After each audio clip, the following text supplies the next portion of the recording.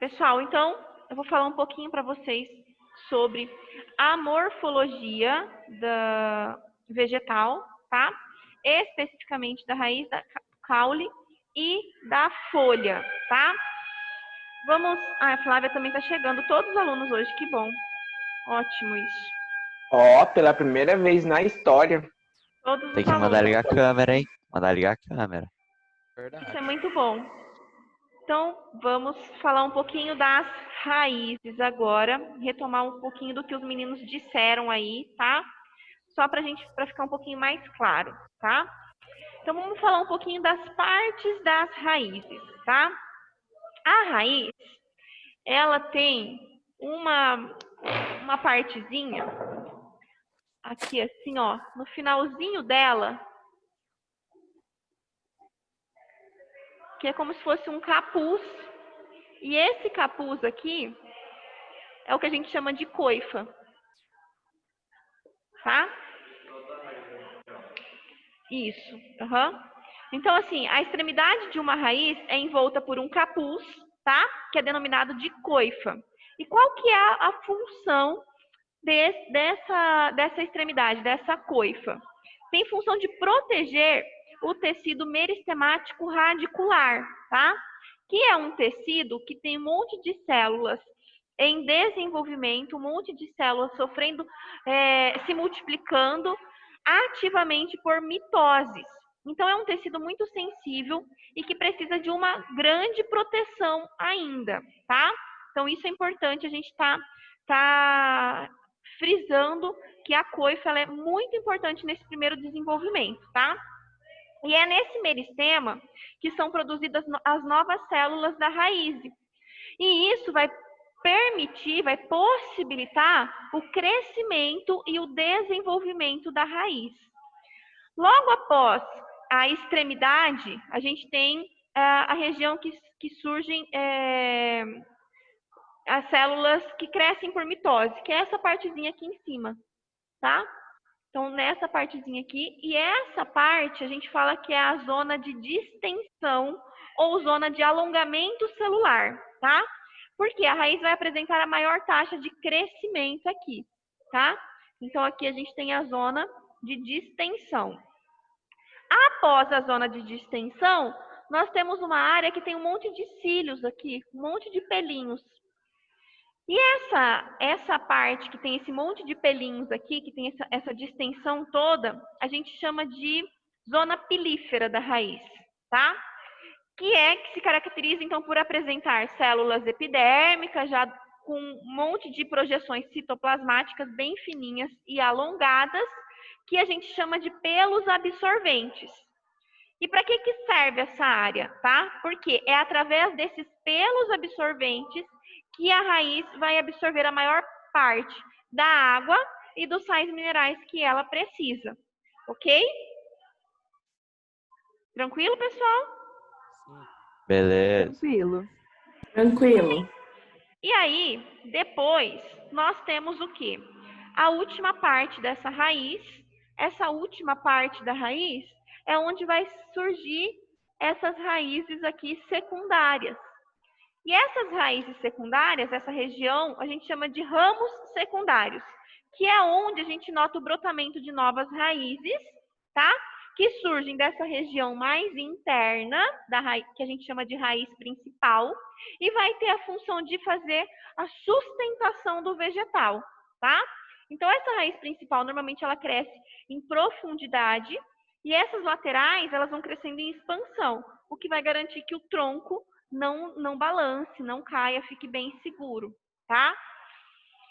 Bom, a principal função da raiz é a absorção dos nutrientes minerais.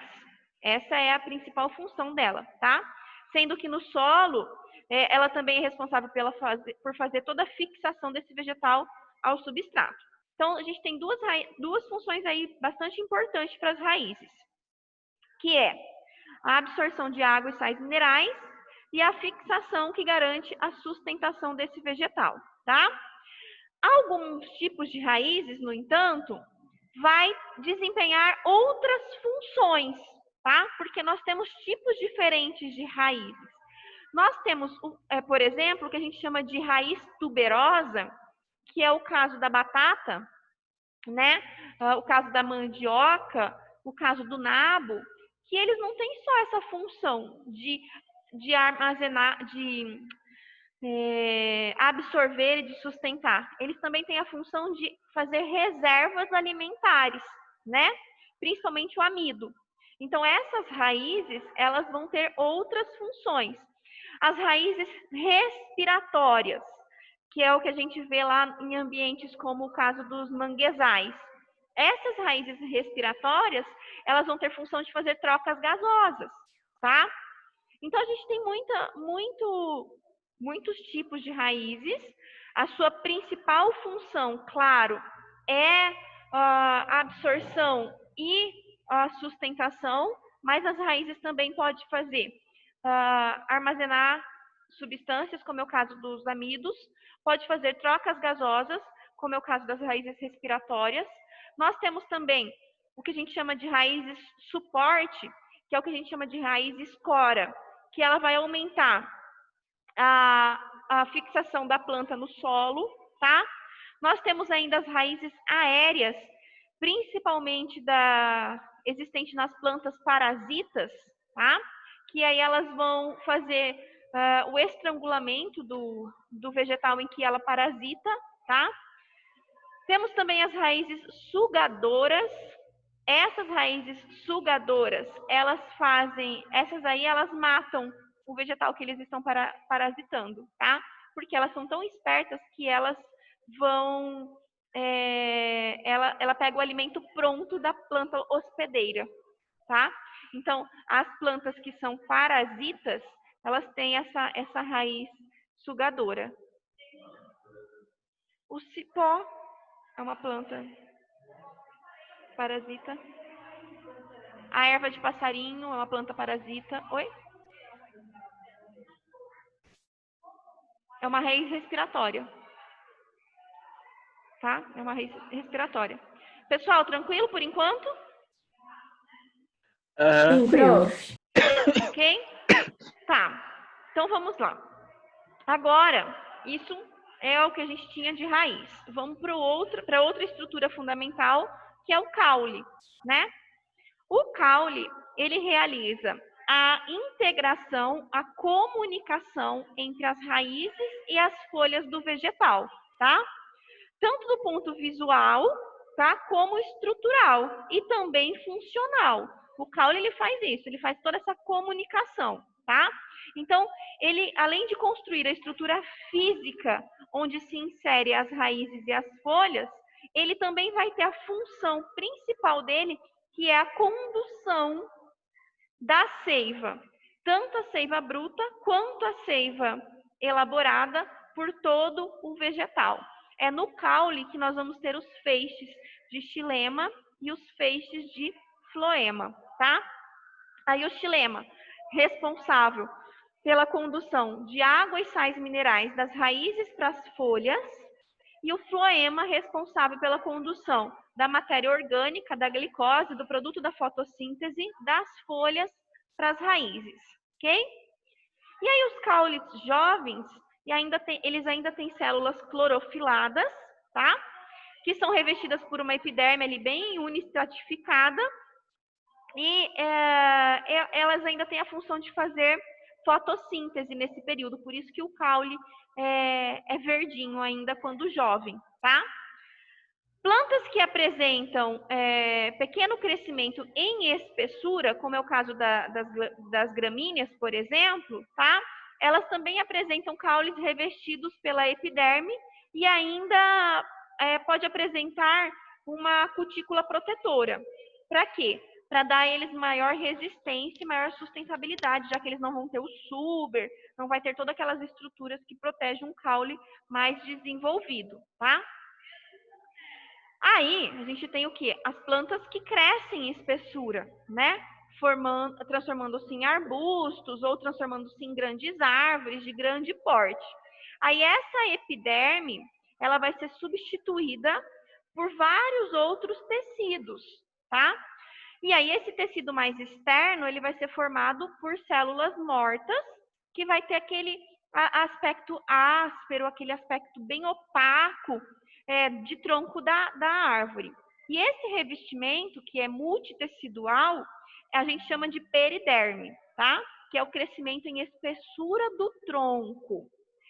Os caules, em geral, crescem verticalmente no solo, tá?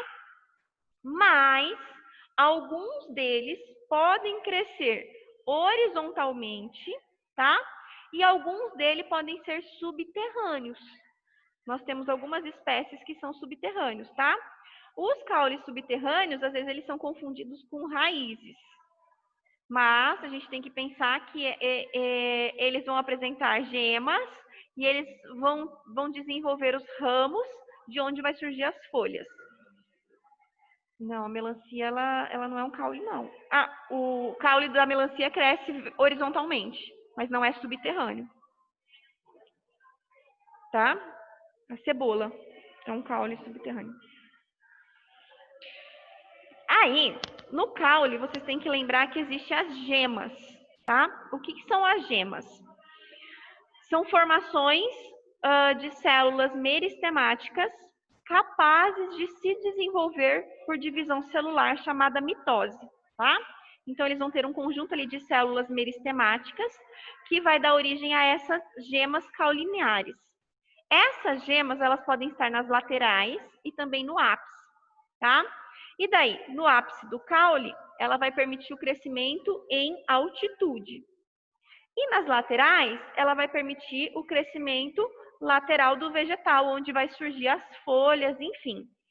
Se a gente cortar as gemas, esse vegetal para de se desenvolver, ele para de crescer. E é assim que são feitos os bonsais, tá? Vai cortando as gemas e aí o vegetal não cresce, porque ele não tem mais células que fazem divisão que propicia o crescimento.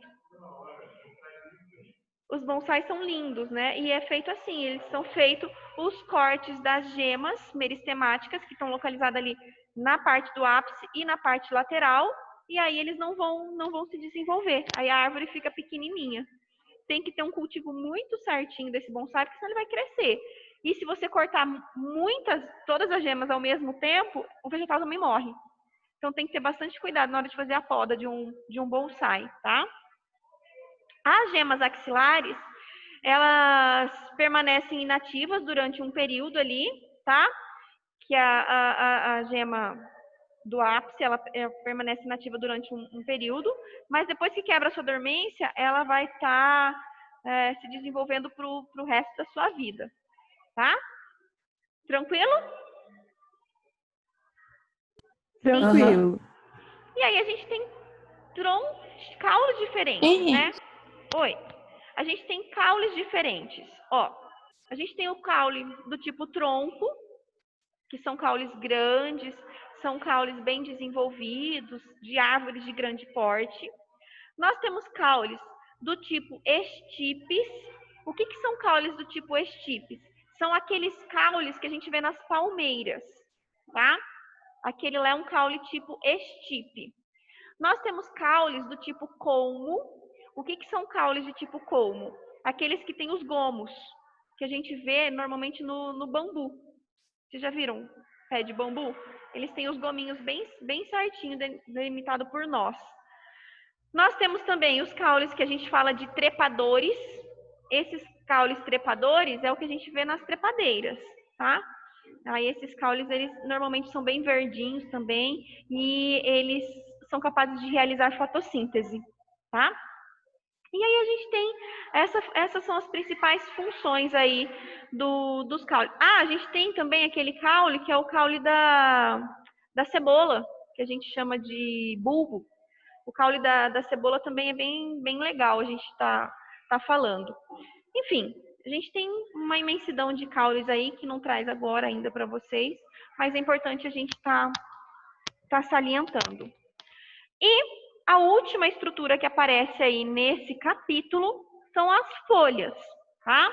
As folhas é o local onde acontece a fotossíntese, tá? Então, ela tem um formato, ela pode ter formato extremamente variável, tá? Mais uma folha completa, tá? Ela tem um cabinho, que é o pecíolo, tá? Ela vai ter uma superfície achatada, dotada de duas faces, que a gente chama de limbo, e ela tem uma nervura na sua face. Essa folha, ela pode ter uma única nervura principal, tá? Então, elas vão ter o cabinho. Ela pode ter uma única nervura principal, de onde saem nervuras secundárias, ou ela pode ser formada por nervuras paralelas, tá? E quando a folha é assim, normalmente ela não tem a bainha, ela abraça o caule, tá? Ela abraça o caule.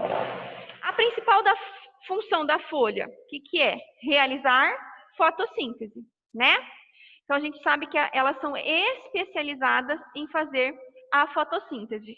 Mas a gente sabe que algumas espécies de plantas, como é o caso das plantas carnívoras, essas folhas também têm função de capturar os insetos, tá?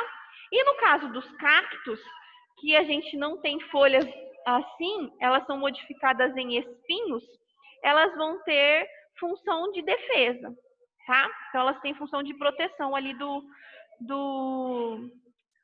vegetal. Essas folhas aqui, normalmente aparecem nas dicotiledôneas, e essas folhas aqui aparecem nas monocotiledôneas, tá? Então, folhas que têm uma bainha principal, uma nervura principal de onde saem as secundárias, a gente fala que elas são das dicotiledôneas, e quando elas são todas assim paralelas, a gente fala que elas são das monocotiledôneas, ok? Tranquilo? Ok, prof. Dúvidas, perguntas? Ok. Prof, a folha do milho seria desse Nenhuma segundo modelo, né, que tá ali na louça. Isso. Uhum. Bruna, parar de Sim. atrapalhar a guria fazendo pergunta. A folha do milho é essa daqui, ó. Tá de boa, E aí a folha do milho, ela abraça o caule, porque o milho, ele é uma monocotiledônea, né? Então o milho, se a gente pensar no milho, ele tem, quando pega a sementinha dele lá, ele só tem um cotilédone, as folhas têm essas nervuras paralelas, não tem um pecíolo, a bainha abraça o caule, as raízes são do tipo cabeleira. Então, o milho é uma planta bem característica de monocotiledônea, fácil de fazer a sua identificação. Ok?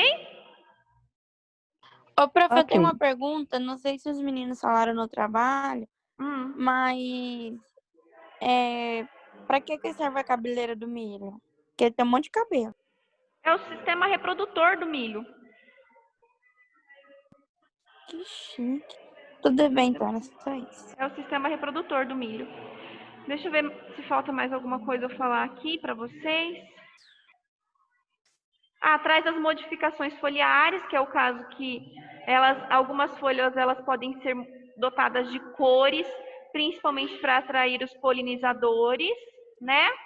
E depois já vem os exercícios. Vocês já fizeram o módulo 45 e 46, né? Que foram dos trabalhos de ontem. E aí hoje vocês têm os módulos 47 e 48 para estar fazendo e postando para mim lá no Que Mágico. E o resuminho, como a gente tem feito habitualmente, tá? Se vocês acharem que vai ficar mais claro fazer o resuminho do que eu expliquei, porque eu expliquei mais sucinto do que os meninos já colocaram a parte das flores, já introduziram, não tem problema, tá bom? Ok, prof. Tudo bem. Tá? Deixa eu só tirar um print Tudo dessa bem. tela, que hoje estamos todos Uma em salva de sala. palmas. Coisa boa, hein, primeiro ano. Milagre. Hoje estamos todos. Não fizemos mais do que nossa obrigação. Coisa Estar na boa. aula. Ó, Oi. Ai, o Breno tá eu acho que conversando, não mas tá como todo da mundo cobra. aqui, não. Oi? Acho que não tá todo mundo aqui. Sai do grupo, Jamile. Ixi, João Pedro, Nós estamos de estamos em rabo. 14, 15 e 16. Tá faltando só um aluno. Não, é porque quando eu tava apresentando, tava 17 participantes. Nossa, mas Ah, o o João Lucas Pedro tá saiu. falando da onde? O Lucas saiu. Mas ele estava no começo Quem da aula. saiu? O Lucas. O Cássio tem essa camiseta. Ah, bom. Pessoal, então vamos lá, ó. Abram a câmera para fazer um print legal. Pode ficar aqui, meninos. Eu consigo abrir a câmera, só que eu não consigo fixar ela na minha cabeça. Assuma Peraí, isso aí também, Maria Paula. Oi, Júlia. Segurando eu consigo. 1, 2, 3 e... Peraí, prof, eu não me achei. Aí, Vai, Eduardo. Se você não se achou, a culpa já não é nossa. 1, 2, 3 fala a e... boca, Breno. Tô falando você não. Fala já pra mim não piscar, professor. Se eu piscar, não Já! dá.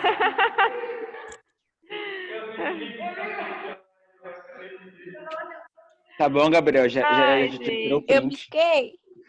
Não. Piscou. Tirou, Peraí que eu vou mandar lá. pisquei. Cala a boca, Breno. Ô, menino, ó, fica quietinho